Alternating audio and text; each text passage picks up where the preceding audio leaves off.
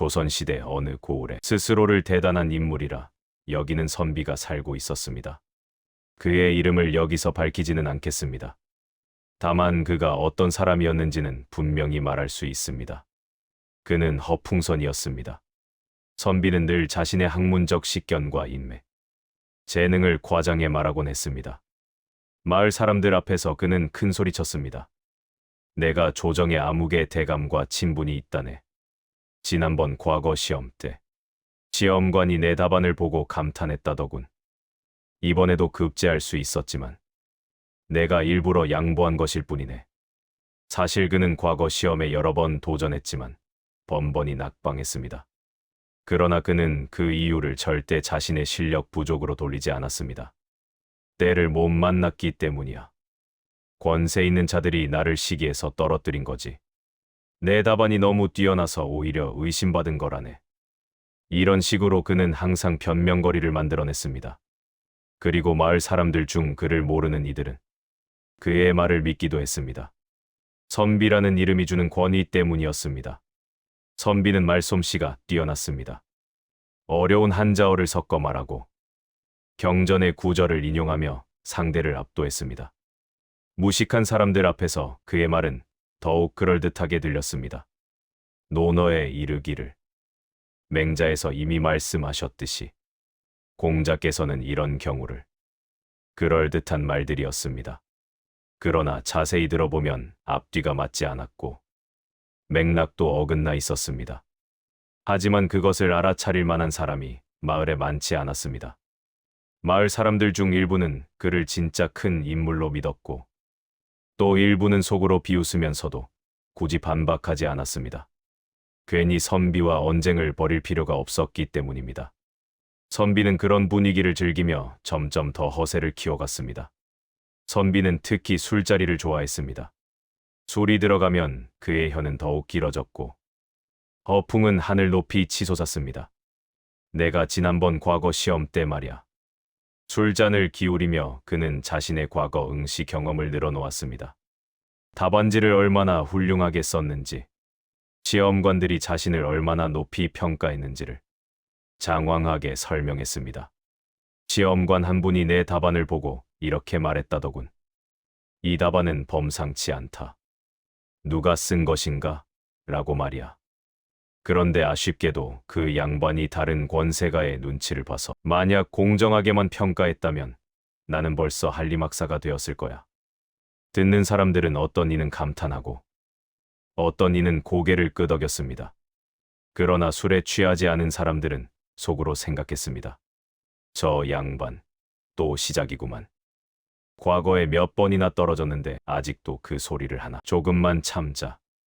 어차피 술이 깨면 조용해질 테니. 그의 말은 점점 사실과 멀어졌습니다. 처음에는 약간의 과장이었던 것이 시간이 지날수록 완전한 거짓말로 변해갔습니다. 그러나 정작 본인은 그 허풍을 진실처럼 믿는 듯 보였습니다. 이번에는 일부러 떨어졌어. 조정에서 나를 부를 날이 머지않았거든. 내가 마음만 먹으면 벼슬길에 오르는 것은 시간 문제야. 이런 말을 서슴없이 내뱉었습니다. 그리고 그 말들이 쌓여 그는 점점 더 자신이 만든 허상 속에 갇혀갔습니다. 어느 날 고을에 큰 소식이 전해졌습니다. 새로 부임한 관리가 있다는 것이었습니다. 그것도 중앙에서 내려온 학식이 높기로 소문난 관리였습니다. 이 소식을 들은 선비의 눈이 반짝였습니다. 그는 이것을 자신의 기회라고 생각했습니다. 드디어 나를 알아봐 줄 사람이 왔군. 그는 주변 사람들에게 말했습니다. 그 관리와 나는 학문적으로 통할 수 있을 거야. 만나기만 하면 내 실력을 인정받을 것이네. 아마 그분이 나를 천거해서 벼슬 자리를 얻을 수도 있어. 이번이야말로 내 재능을 펼칠 기회야. 마을 사람들은 걱정스러운 눈빛으로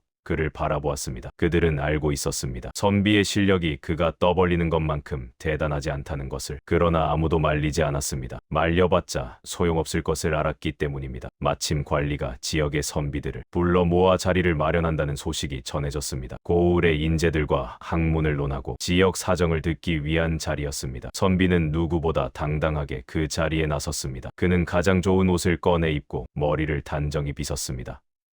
거울을 보며 스스로에게 말했습니다. 오늘이 바로 그날이다. 내 진가를 보여줄 때가 왔어. 그러나 그는 몰랐습니다. 이 자리가 그의 허풍을 끝낼 무덤이 될 것이라는 것을. 모임 자리에는 고을의 여러 선비들이 모여 있었습니다. 새로 부임한 관리는 온화한 얼굴로 사람들을 맞이했습니다. 그러나 그의 눈빛은 예리했습니다. 오랜 세월 학문을 닦고 수많은 사람을 만나본 사람의 눈이었습니다. 선비는 평소처럼 자신감 넘치는 태도를 유지했습니다. 그는 관리 앞에서도 주눅 들지 않고 먼저 말을 꺼냈습니다. 소인이 평소 학문의 뜻을 두고 있사온데 대감께서 이렇게 자리를 마련해 주시니 감사할 따름입니다. 관리는 고개를 끄덕였습니다. 그래요. 선비라면 학문을 게을리하지 말아야겠지요. 요즘 어떤 글을 읽고 계신지 궁금하군요. 선비는 기다렸다는 듯이 대답했습니다. 요즘은 주역을 깊이 연구하고 있습니다. 음양의 이치와 천지의 변화를 깨닫고자 그는 어려운 한자어와 경전 구절을 섞어 말을 이어갔습니다. 처음에는 관리도 그의 태도에 관심을 보이는 듯했습니다. 그러나 대화가 깊어질수록 문제가 드러나기 시작했습니다. 관리가 물었습니다. 그렇다면 주역 건괴간과의 첫 번째 효사가 무엇인지 아시겠습니까? 선비는 순간 당황했습니다. 그는 주역을 깊이 읽은 적이 없었습니다. 그저 이름만 들어본 것뿐이었습니다. 그것은 그는 얼버무리며 다른 이야기로 화제를 돌리려 했습니다. 효사의 의미는 표면적인 것보다 그 안에 담긴 깊은 뜻을 이해하는 것이 중요하지 않겠습니까? 예를 들어 관리는 선비의 말을 가만히 듣고 있었습니다. 그리고 다시 물었습니다. 그렇다면 그 깊은 뜻이란 무엇을 말씀하시는 겁니까? 선비는 식은땀이 흘렀습니다. 그는 아무 대답도 할 수 없었습니다. 대신 또 다른 경전을 끌어와 말을 이어갔습니다. 논어에서 말씀하시기를. 그러나 그가 인용한 구절은 전혀 맥락에 맞지 않았습니다. 자리에 있던 다른 선비들은 이를 알아차렸습니다. 작은 웃음과 수군거림이 퍼지기 시작했습니다. 관리의 표정은 점점 굳어졌습니다. 그는 선비의 정체를 완전히 파악했습니다. 학문이 깊은 것이 아니라 그저 겉으로만 포장된 허풍쟁이라는 것을. 관리는 마지막으로 한 가지를 시험해 보기로 했습니다. 그렇다면 인연이란 무엇이라고 생각하십니까? 간단히 말씀해 보시지요. 이것은 유학의 가장 기본적인 질문이었습니다. 선비라면 누구나 답할 수 있어야 하는 것이었습니다. 선비는 순간 머릿속이 하얘졌습니다. 그는 평소 하던 대로 길고 화려한 말로 시간을 끌었습니다. 인이라 함은 사람과 사람 사이에 하늘과 땅의 이치를 따르고 성인의 가르침을 본받아 백성을 사랑하고 그의 말은 질문과 어긋나 있었고 논리는 앞뒤가 맞지 않았습니다. 그는 그저 떠오르는 대로 말을 늘어놓을 뿐이었습니다. 자리에 있던 사람들 사이에서 웃음이 터져 나왔습니다. 이제는 대놓고 비웃는 소리도 들렸습니다. 관리는 더 이상 선비의 말을 끊지 않았습니다. 끝까지 듣게 했습니다. 선비는 그 침묵을 관심으로 착각했습니다. 그래서 더욱 목소리를 높였습니다. 더 많은 말을 쏟아냈습니다. 그러나 그 말들은 공허했습니다. 마침내 선비의 말이 끝났습니다. 관리는 차분하지만 날카로운 목소리로 말했습니다. 지금 하신 말씀 중에서 논어의 어느 편에 나오는 내용인지 하나만 정확히 말씀해 주시겠습니까? 순간 선비는 입을 다물었습니다. 그는 아무 대답도 할 수 없었습니다. 정적이 흘렀습니다. 자리는 완전한 침묵에 휩싸였습니다. 선비의 얼굴은 붉어졌고 땀이 흐르기 시작했습니다. 그의 손은 떨렸습니다. 관리는 더 이상 그를 상대하지 않았습니다. 대신 다른 선비들과 대화를 이어갔습니다. 선비는 그 자리에서 사실상 배제되었습니다. 모임이 끝나고 사람들은 하나둘 자리를 떴습니다. 선비도 일어섰습니다. 그러나 그의 발걸음은 무거웠습니다. 들어올 때의 당당함은 온데간데 없었습니다. 그날 이후 선비의 평판은 급격히 나빠졌습니다. 마을 사람들은 이제 그의 말을 믿지 않았습니다. 술자리에서도 그의 이야기에 귀 기울이는 이는 줄어들었습니다.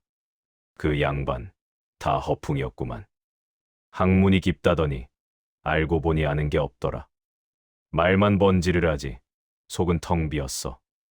사람들의 평가는 냉정했습니다. 이전처럼 말로 사람들을 압도할 수 없게 되었습니다. 선비는 다시 과거 시험을 준비하겠다고 말했습니다. 그러나 그 말마저 신뢰받지 못했습니다. 누가 그의 말을 믿겠습니까? 이미 그는 허풍쟁이로 낙인 찍혔습니다. 결국 선비는 고을을 떠나기로 했습니다. 더 이상 그곳에서 체면을 유지할 수 없었기 때문입니다.